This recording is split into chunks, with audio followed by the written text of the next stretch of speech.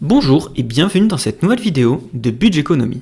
Aujourd'hui, nous allons commencer ce premier bilan de l'année 2025 par un bilan de mes erreurs financières.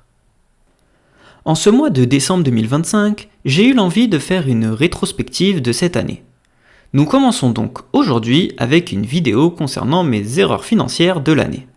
Cela nous fera comme un petit rendez-vous de l'année, un calendrier de l'Avent si je puis dire, qui nous permettra de réaliser mon bilan de l'année et de partir sur de bonnes bases pour les objectifs de 2026. Commençons par ma première grosse erreur financière, le suivi des flux. Cette année encore, la gestion de mes flux financiers n'a pas eu lieu avec la rigueur souhaitée. J'ai pu suivre l'évolution de mon patrimoine de façon régulière et mensuelle, mais la gestion de mon budget m'a mis plus en difficulté.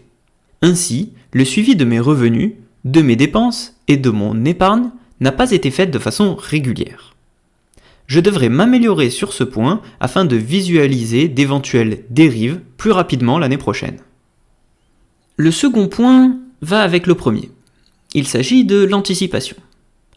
Que ce soit pour les revenus mais surtout pour les dépenses, l'anticipation permet de mieux réfléchir à ses choix financiers.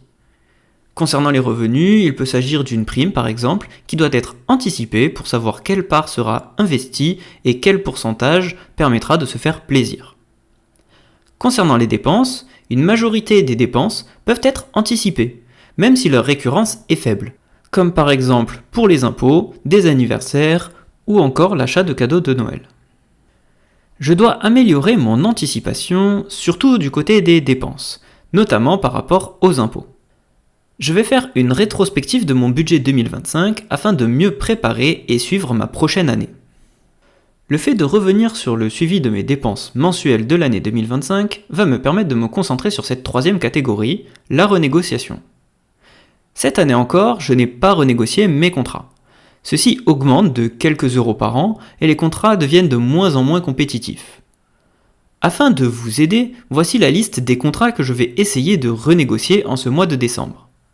Les assurances, voiture, habitation ou encore mon assurance emprunteur, au niveau d'un projet immobilier. Mes forfaits de type téléphone mobile, box internet. Ou encore mes abonnements concernant la salle de sport, la mutuelle ou les services de streaming. Ceci représente les contrats et les abonnements soit que j'ai ou auxquels j'ai pensé concernant les renégociations, mais cette liste n'est pas exhaustive. Si vous pensez à d'autres contrats qu'il est possible de renégocier, je vous laisse me l'indiquer en commentaire, cela aidera toute la communauté pour vérifier qu'ils n'ont pas ces contrats. Ou s'ils les ont, de pouvoir les renégocier à leur tour.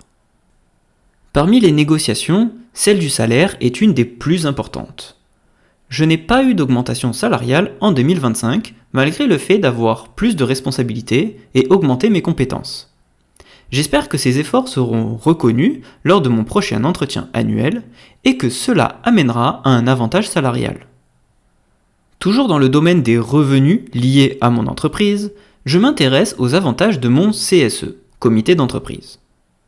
Cette année encore, je n'ai pas profité pleinement de tous les avantages proposés par celui-ci. Je me retrouve donc avec une baisse de mon pouvoir d'achat potentiel car je n'ai pas le réflexe d'utiliser le site de mon CSE pour comparer les offres régionales par exemple. Pour l'année 2026, je vais essayer d'améliorer ce point afin d'augmenter mon pouvoir d'achat potentiel et de réduire certaines de mes dépenses. Le prochain point consiste à augmenter ses revenus sans passer par des revenus salariés. Il consiste à vendre.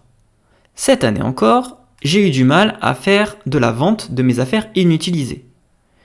J'ai pu commencer à faire un tri, bien que celui-ci ne soit pas encore terminé, mais il me reste à faire de nombreuses annonces afin de vendre ces objets d'occasion. Cela me permettrait de récupérer un pécule dont je pourrais me servir pour gâter mes proches en cette fin d'année ou pour le réinvestir.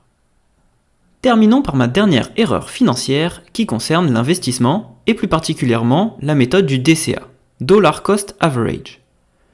Cette méthode consiste à moyenner son prix d'achat en bourse en achetant régulièrement la même action ou le même ETF. La difficulté de cette méthode réside dans le fait de maintenir le rythme de ses apports tout au long de l'année.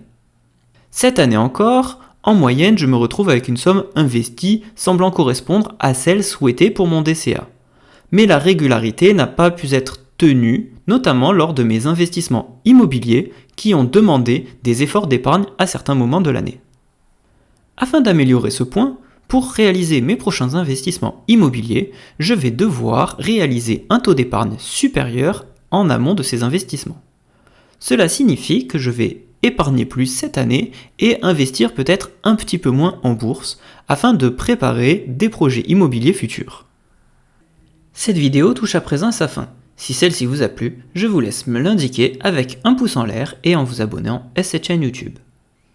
Vous pouvez également m'indiquer vos erreurs financières de l'année en commentaire ou par message privé sur Instagram @budgeconomie. En attendant, il ne me reste plus qu'à vous souhaiter une excellente fin de semaine et vous dire à samedi prochain.